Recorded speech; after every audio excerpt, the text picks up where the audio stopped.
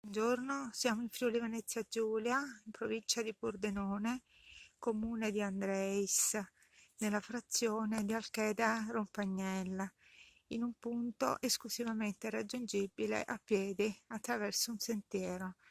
Non vi sono strade carrabili che raggiungono questa cappella che abbiamo di fronte a noi. È una cappella isolata, ubicata in una bella posizione, con la vista sulla valle alle nostre spalle, ed è molto utilizzata attualmente dagli abitanti del luogo.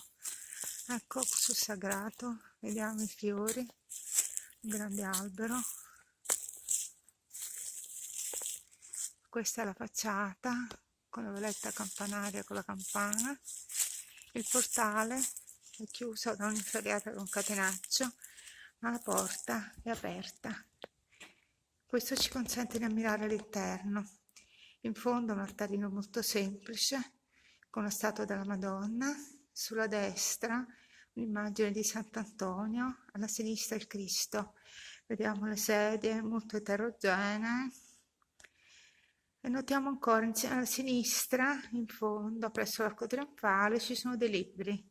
Effettivamente qui le persone vengono a pregare, a meditare.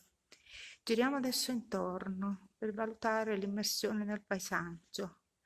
Questa è la vista dal sagrato. Di fronte a noi abbiamo il Monte Fara e intravediamo alcune case di Alcheda Rompagnella. Il boschetto circostante, ecco la roccia retrostante. E questa è la facciata laterale, molto semplice.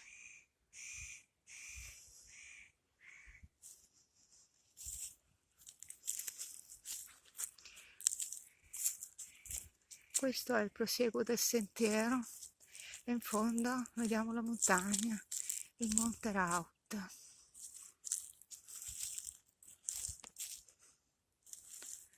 Ecco la nostra cappella di Alcheda Rompagnella.